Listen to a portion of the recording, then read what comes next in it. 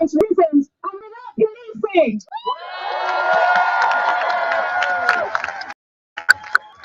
We are here today to remember Sarah Evans, Sarah Reed, Joy Gardner, and all those who have lost their lives at the hands of the state.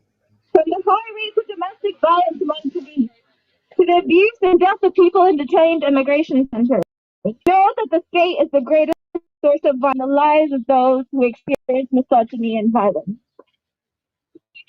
Policing as we know it today was born out of British colonialism. And the goal behind policing is to protect white men's private property and to oppress and control black and brown people, both here in the UK and in the colony. And you can see these colonial racist policing practices today. Just look at how the police protected the statue like Churchill, the racists like Churchill and the colonisers. And remember that racialised people are facing the brunt of police violence here in the UK today. So, it's not enough for us to say the police don't protect us. We must say loud and clear that the police are the causes of not the solution of the racist and sexist violence we experience. So say loud and say clear, police are the cause of our violence. Police are the cause of our violence. And this is why we must oppose calls for more police on our streets and in our bars and clubs. We can see a crisis. Policing is a crisis.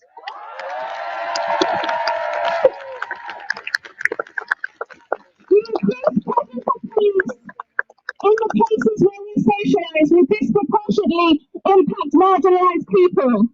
And we cannot allow the police to tighten their grip on our lives.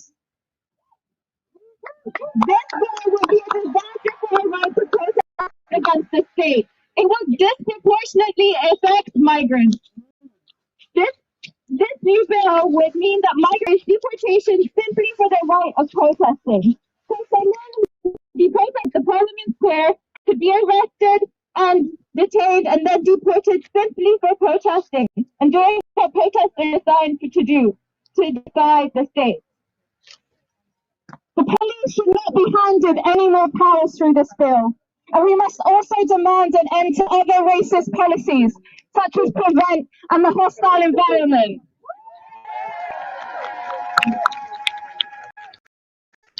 Policies bring the border and the police into our homes, our schools, our workplaces, in the guise of public safety. This is not a broken system. It's designed to do what it's exactly doing today. Therefore, the only way forward is to abolish this system. In the place of these, we demand for community responses to violence and funding for domestic abuse and mental health services. We demand for institutions that are life-affirming.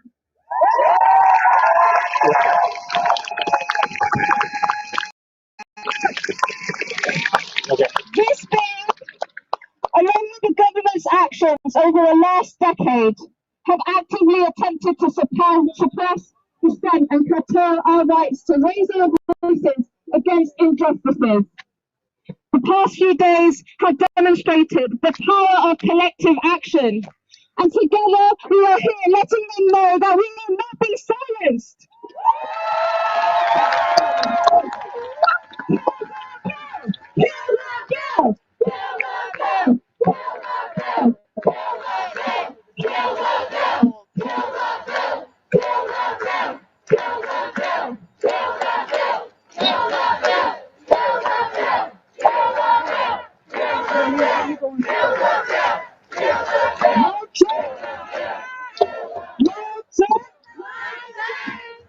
Okay, so we're going to do an actual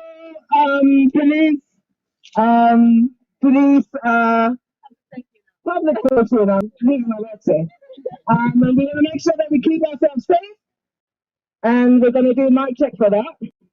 So, mic check. Mic check. Mic check. You do not. You do not. Have to talk. Have to talk.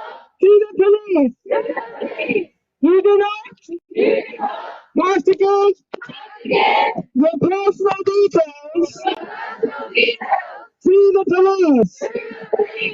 If one of us gets arrested by the police, we stick together. No one is left behind.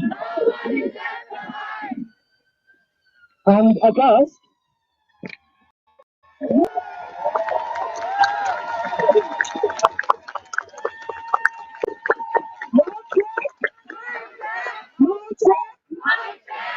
and August, we do not pass the time to the police. All right, let's have some more people down there.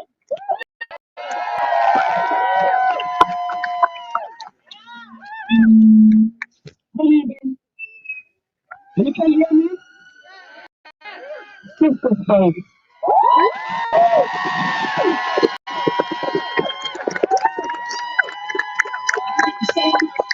So much time for us to be here, but I want to share something with you, you see. When we heard about Syria, the human in us, the woman in us, the mother in us, the sister in us, felt the pain. We were glued to the TV also, praying for our return. You see, and when they arrested Babylon for the disappearance, we felt that. You see, so we calmed down. We came down on Saturday, there's quite a few of us here, you know, this is for Faith Matthew.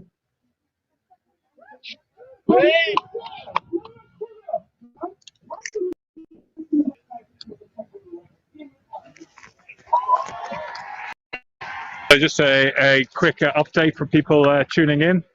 We've got quite a crowd here in Parliament Square on Tuesday, the 16th of March, where tonight they are voting on the controversial police bill.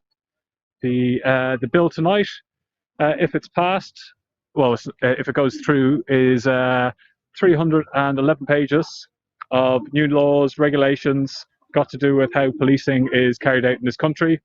We're hearing tonight speeches from Sisters on Cut about how it's going to affect them, and also from various other groups have all come together. Over 150 groups have come together in solidarity, calling out the Parliament for what's actually happening and calling for the bill to be put.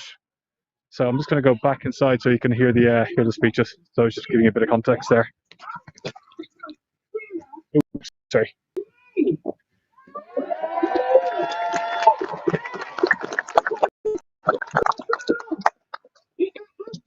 Where were you? The 21-year-old that we missed last year, and the holiday financial drown. The nigga didn't pick it up. Where were you? I bet you have to answer me. Because you know something, I'm coming out for you. Whether you come out for me or not, I'm coming out because it's a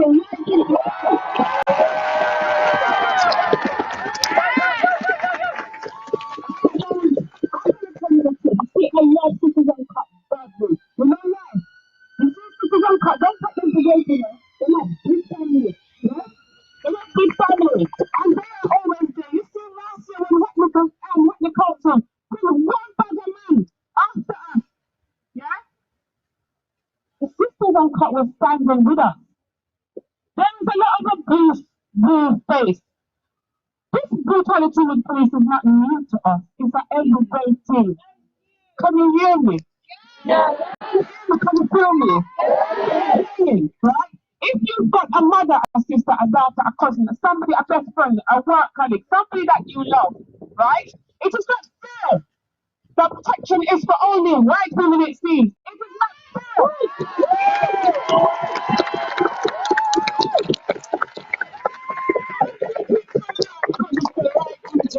You know what? Yeah? Don't do us like that. Don't do us like that. If you see injustice for one, make it injustice for all.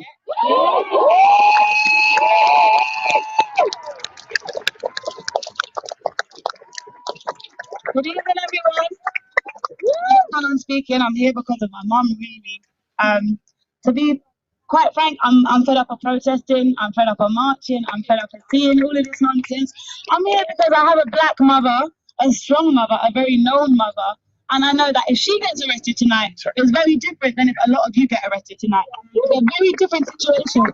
So I'm here to protect my mother. A lot of you see the struggle, but you don't see the struggle it takes to even get here. As a young black woman, I come here knowing that how much police is there? Where is my car parked? Where is my mom? Where is my auntie? 60 and 60 make 120. You think that makes a difference to police? It doesn't. All of you understand now how it feels to be scared at night, to have to worry about what you're wearing, to text somebody, are you going to get home safely? Lock your doors, call someone, don't fill up your petrol at night. Now you know an inkling of what it's like to be black. All the time, man, woman, old, young, it doesn't matter. Now, pair being a woman, now with being black, you're a black woman, what does that make? This is not new to us. Police brutality is not new. I'm even surprised at the outrage. I'm disgusted at what happened to Sarah. God bless her soul. But I'm surprised. You lot are surprised at police brutality. Where was you last year? Where was you for the last 50 years? Centuries? Come on, man, this ain't new. The last thing I will say is I'm glad to see the unity, I'm glad to see the different backgrounds, I'm glad to see everybody here, because as we say, we come out for everybody. Injustice is injustice.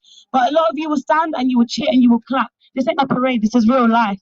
I'm not here for a joke, I'm here to make sure my mum gets home. So you can stand and you can clap and you can cheer, but next time you see a black person getting arrested by police, stand there. Don't tell them afterwards, oh yeah, that was really bad, I got a video from her. Get involved. The same way you're getting involved now, get involved. No, I'm going to hand over to Roseanne in a minute, right? But let me just say this for you, yes? That I have to bring my children out with me, because my daughter, as I said, she's not leaving me by myself, because my journey is different. My face is known now, yes?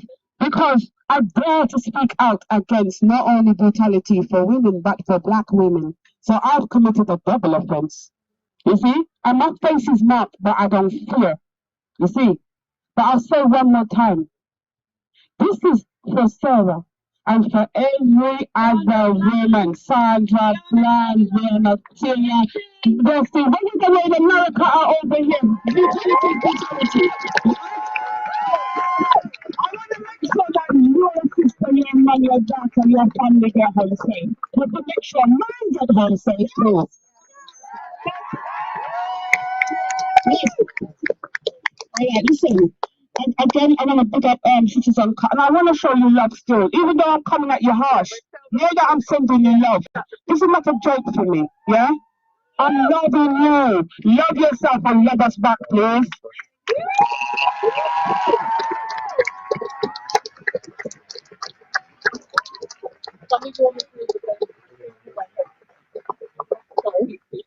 I'm here with the lesbians and gays support the migrants. LGSM stands in solidarity with everyone here today, with every woman, every victim of misogyny who has been failed, silenced, brutalized, criminalized by the Metropolitan Police and the criminal justice system in this country. As queer people, we remember how the police violently enforce state repression of our communities and how it continues to do so against the most vulnerable among us, against trans women, people of color, women, migrants, travelers, and many more. People will be made less safe by the building of those in Parliament tonight. The hostile environment and the racist violence of the UK border regime has perpetrated a brutal war against migrants since its introduction. We are the only country in Europe that indefinitely detains migrants, many of whom are survivors of trafficking and gender-based violence, who are imprisoned by the state they look to for help.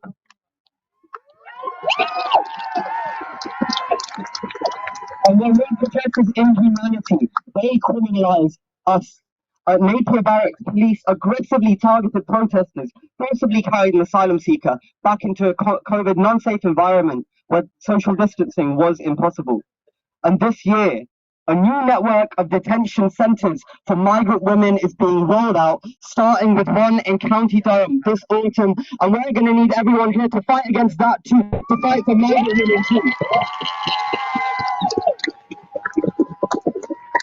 We need to recognise that the violence of the border regime is not separate from the police violence on our streets. When we remember Mercy Baguma, who was starved to death in Glasgow by a brutal, punitive asylum system, and whose body was found next to her crying child, we also remember Jean-Charles Menendez, who was shot in the head 7 times at close range by the Metropolitan Police.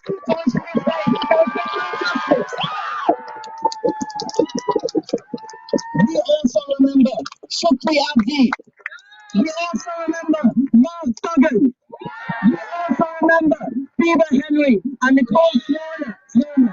And we remember Sarah Innes. Last night, Boris Johnson announced that plainclothes officers will be patrolling our pubs, clubs and bars to keep women safe. Tell me, the more cops in your community will you feel safe? I'm a bartender and my colleagues in South London Bartenders Network are strategizing to fight these measures that will put us at a higher risk of violence by escalating conflict situations, by driving people of colour out of public space, and we are calling on the Mayor's office to make de-escalation training for staff in high stress and violent situations a prerequisite for licensing. We need a living wage, we need strong unions to fight culture as we need more police in our movement. South London bartenders say, all cops are bad. No place for Kingston.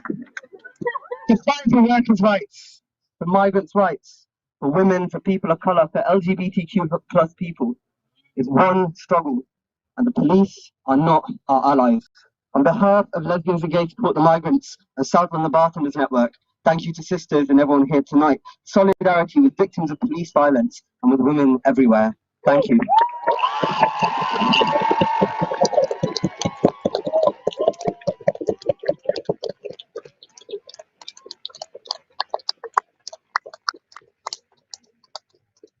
Hi, I'm Terrell. Okay, sorry, okay. I'm not gonna lie.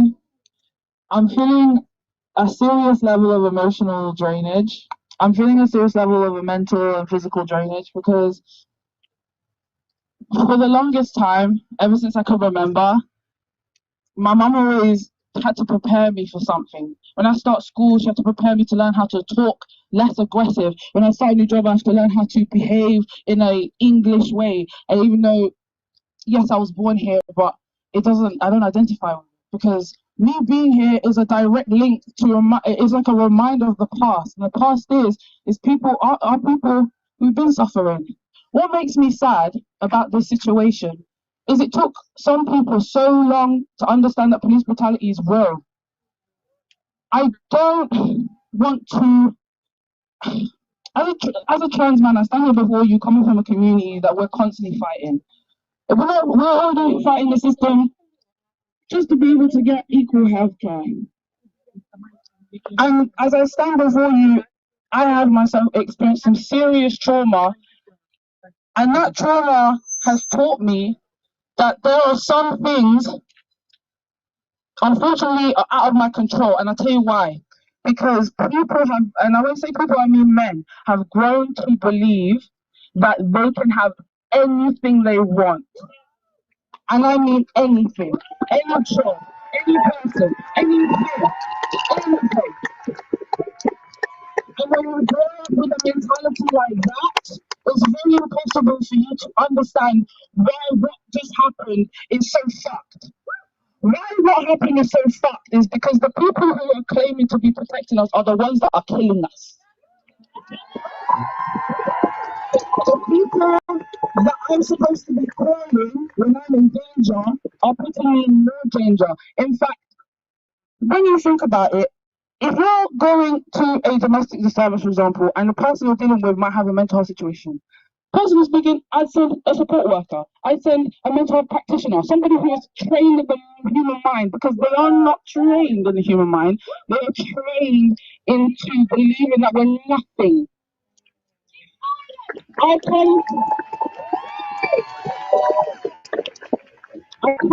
come directly from a lineage of the Women's generation.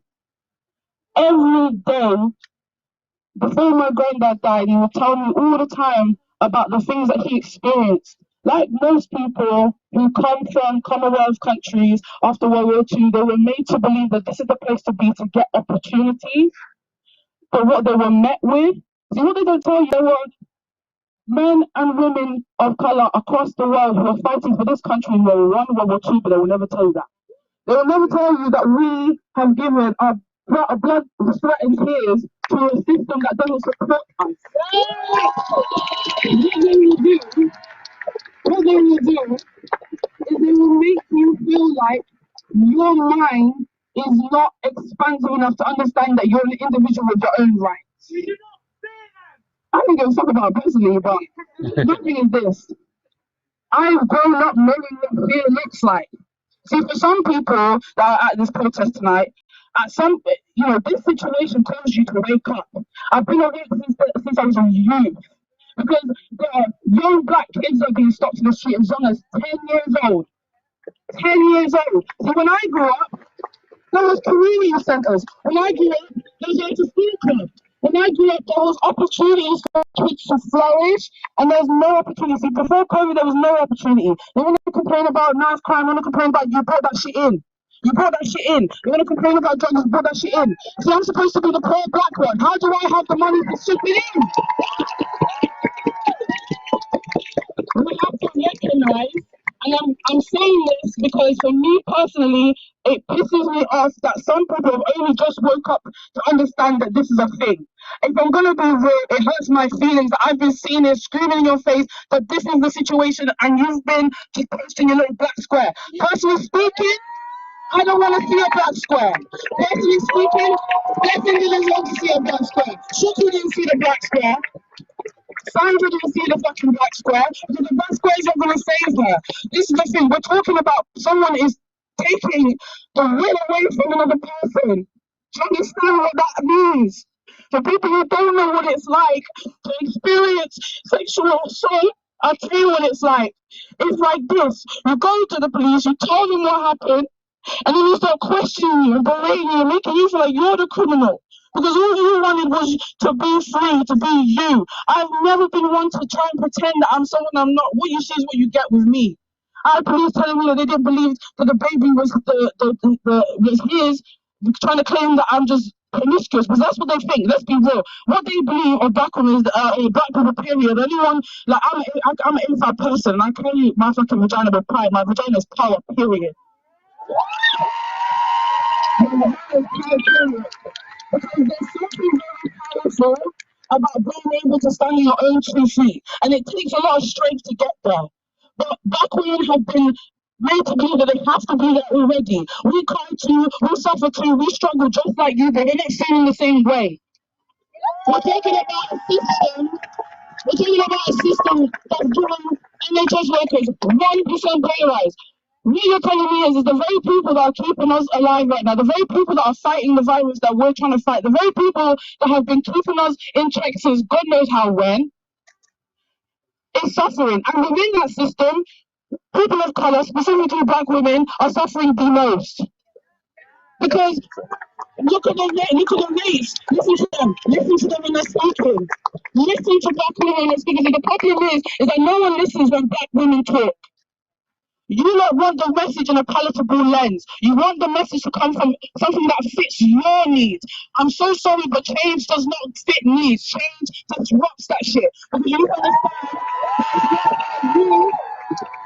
it's not about me, just me. It's about the fact that we're talking about human rights. Something that black people have been fighting for since the day they took us off the shore of Africa. Okay? So this is a long battle that we have had. And it's a battle that will continue. I don't care how much of my lifetime it takes if it means that the next generation can live freely.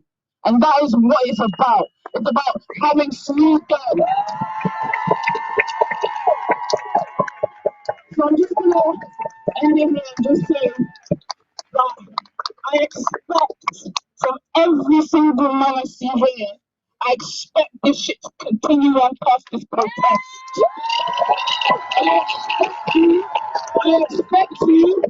I expect you to check your patrons, check everything. Because my problem is this. When I went into my situation with my rape case, the friend of the guy was befriending me, made me believe that he cared, but he just wanted to threaten me away from, sending his friend down.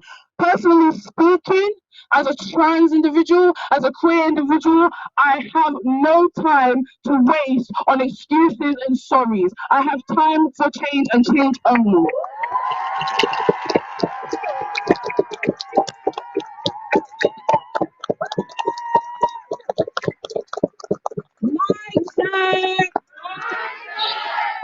Hi, my name's Iman, co-founder of ABL UK, Terrell's part of ABL UK, or Black Lives UK.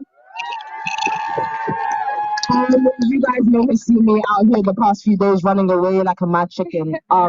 But one thing that I keep saying, and I'm gonna keep saying it, is that I am sick and tired, because we have been on the streets from May every single weekend till November, till that lockdown. And we were getting physically abused. We were getting verbally abused by the police. I have been getting death threats for months straight because I'm a black woman. But I said stuff and no one cared.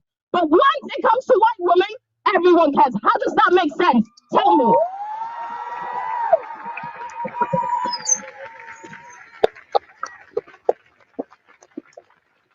This country is so against black women. I remember back in June, you guys may remember this. There was a Daily Mail article that came out about me and the other co-founder saying that we were a threat and people should send information about an 18-year-old black woman. The Daily Mail then proceeded to go to my house. People then proceeded to dox me. I said, please help me, and no one cared because I am a black woman. No one cared. So I don't know how people can come out today and say they care about women when a black women and other black women have been asking for support and everyone's been silent. How does that make sense? And I know some people in this crowd are feeling very attacked, but you should feel attacked because you have been waiting and watching us all suffer for months. We were out on the streets every single weekend. We were down Oxford Circus, the police physically abusing us, verbally abusing us, everything, and we were called attention seekers. We were playing the race card. How does that make sense? Let me tell you something. There was one morning I went on YouTube and I saw a video about Sarah, rest in peace, Sarah, but the comments, wow. The comments were saying, oh, if this was a Black Lives Matter protest, the police would be joining in. Are you crazy? Are you crazy? At our protest, the police were brutally attacking us. Okay, so I'm about to tell you guys a story, but trigger warning. It was one of our protests. We were right here in this exact same spot, and some people had gone and the police started to surround part of our organization. Terrell right here had a seizure on the ground. The police ignored them completely. I don't understand how you can say that that they're protecting us when they see someone having a seizure on the ground and they ignore them. How does that make sense? They don't protect us. They protect the top 1% of the white males. They protect them. They don't care about us.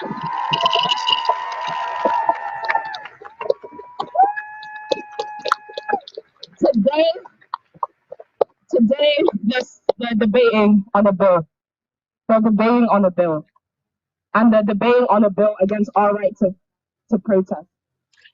They're debating for our right to protest, our right to peacefully protest. That is our human right. That is our right to fight for what is right. One thing that makes me so upset, one thing that I realize is that after the vigil, Priti Patel was so apologetic. But you know one thing I realized? The reason she's so apologetic is because the bill that she's putting forward wasn't supposed to attack white people. It was supposed to attack minorities. That's all. God, and yet police made a mistake with that thing, I can't lie, because I can't lie. Once people see white women getting attacked, they will fight and they will run out on the streets and fight. And that's what you guys have done. I'm saying it's a good thing, but keep this same energy for black people who are. I'm sending this message with you guys home. If you actually care about police brutality, if you actually care, think for 1 second what a black person goes through every single day. Think about what a black woman faces every single day by the police. Blessing's death has still not been sorted out. Blessing died last year, and people just went silent about it. People went silent. We need to give the same energy to every single woman that's gone missing, every single one that's died. We need to mention.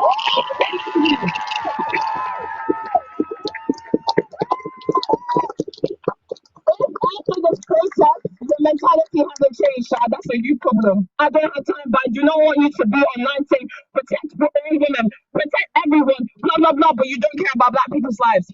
Done. That's all I have to say. Thank you.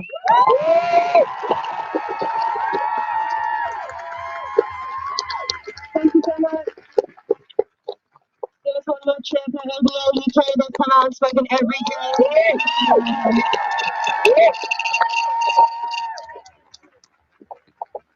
So we would do a minute of silence before moving on to the next speech, to honour all of those that have been murdered by the state. We'll start now.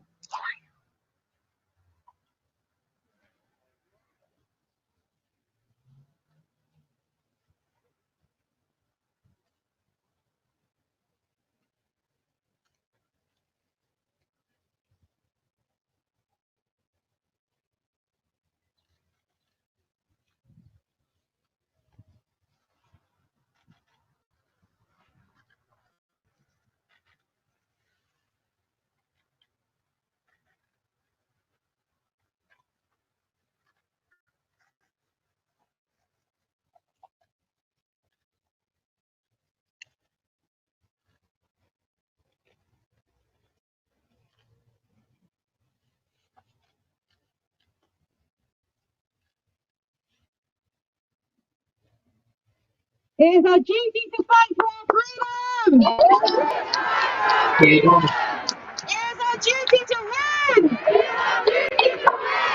We must love and support one another! We have nothing to lose but our chains! It is our duty to fight for our freedom! It is our duty to win! We must love and support one another! We have nothing to lose but our chains!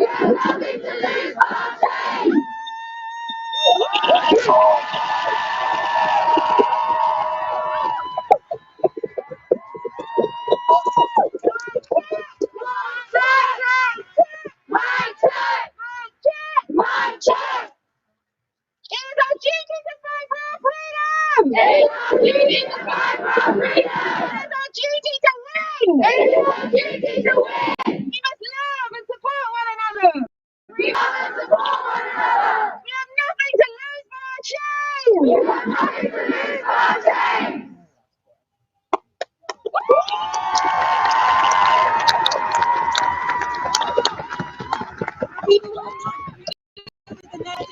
Please look that up. That is who wrote that chain. Hold on a second. Important person who has been Live streaming. It's gonna go. basically on the run from the police for over 40 years at this point. Living in Cuba on the run. So, it's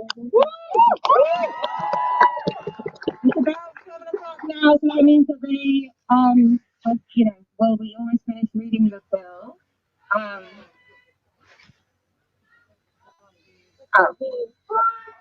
My check!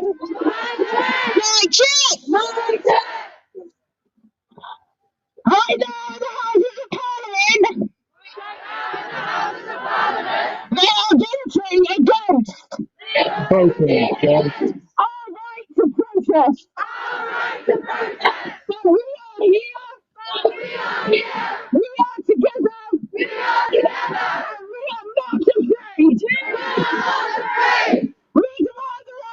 We demand the right to take to the streets. We demand the right to organize together. We demand the right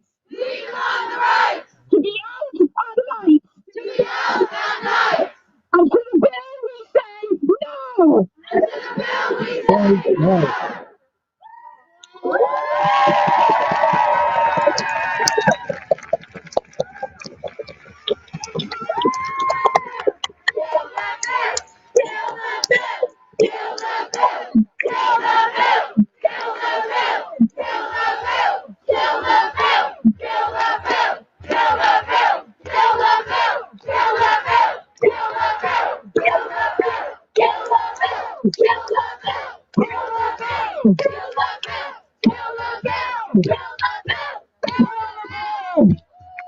Whatever happens over there tonight, we are a movement against it, and we won't let that bill stop us.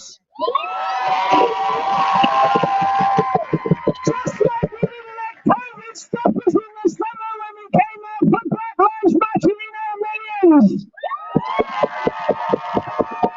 I want to thank Sisters Uncut for putting this together for 4 straight days now, and I also want to thank Galden Steen. I've done a fantastic piece calling out what's been going on in our movement. They have been pushing the demands of the grassroots movement. The grassroots movement, when we say sack Chrissy the Dick, sack Chrissy Patel.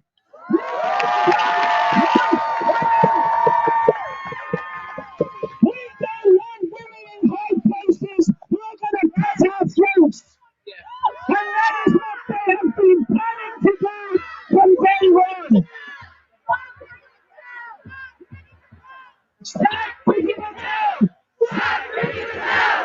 Sack Chrissy Patel! Sack Chrissy Patel! Sack Chrissy Patel! Sack Chrissy Patel! Sack Chrissy Patel! It's an attack, as many have said, on every sector you can imagine. It will increase stop and search, and we won't have that. We have been protesting stop and search and the murder of black people for decades. We will not tolerate that, and we will sweep them aside because we are more than them, and you see yourselves tonight. We are a real movement for change. Let's make it happen.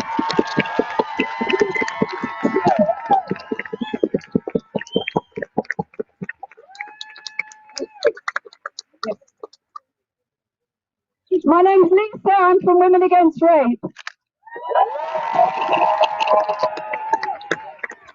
For years we've been fighting the police, the Crown Prosecution Service, and all the people in power in this country.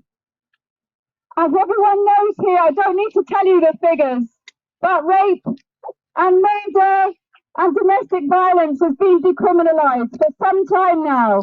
It's been getting worse and worse. We don't want these people across the road to give the police more powers. No. We want the police to implement the powers they have against violent men. We don't want them to be able to lose the evidence that we give, to judge what we say, to call us liars, to side with our attackers, to give family courts the power to take our children and give them to violent men or put them up for adoption because we've suffered domestic violence or because we're poor.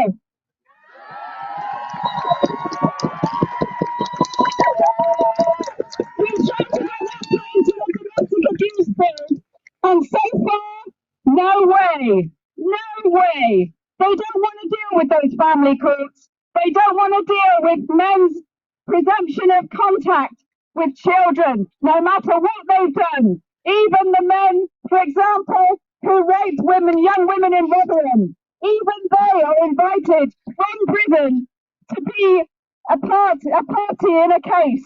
How outrageous is that? A man convicted of raping a teenager.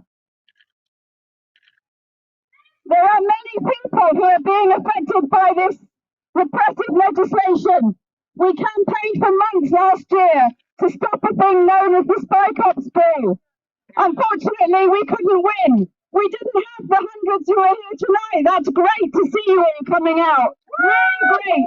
If it wasn't for you lot this week,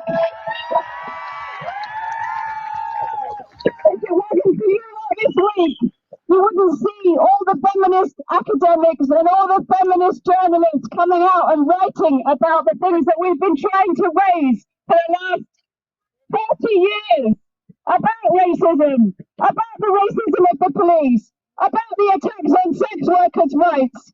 And some of those feminist MPs are calling for more police controls over sex workers' lives. We say no! Don't decriminalise rape, decriminalise sex work!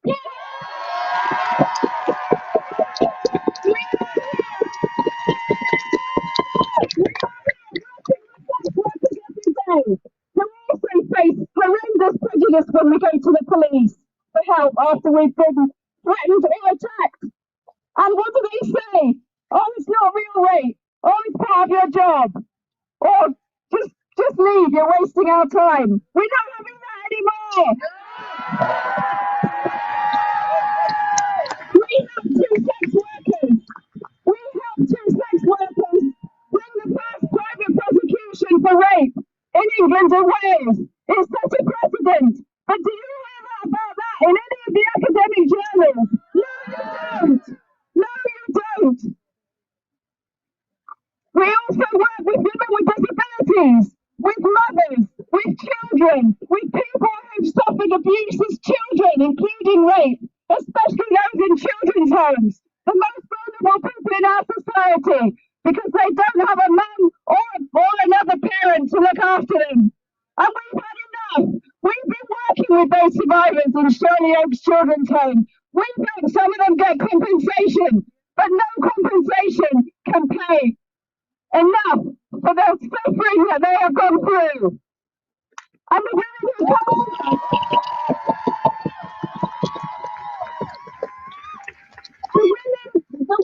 come to us for help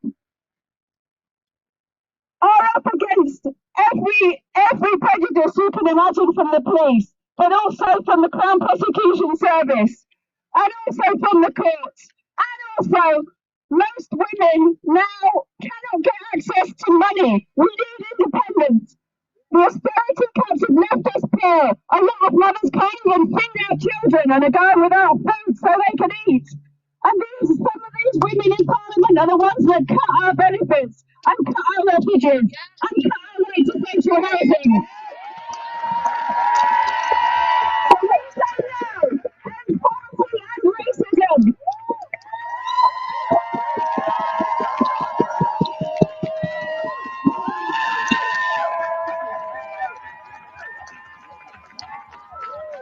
And kill the bill!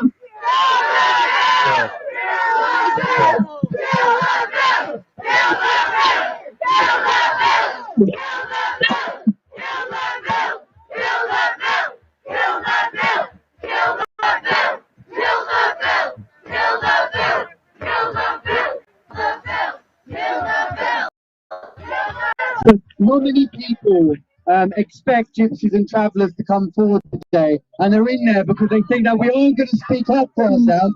Pri Patel thinks that we're not going to say anything on our own behalf, right? Because gypsies and cuts are really on the warm-up act for somebody else, but this is going to affect gypsy and traveller women who are potentially going to have their kids taken off of them by the police.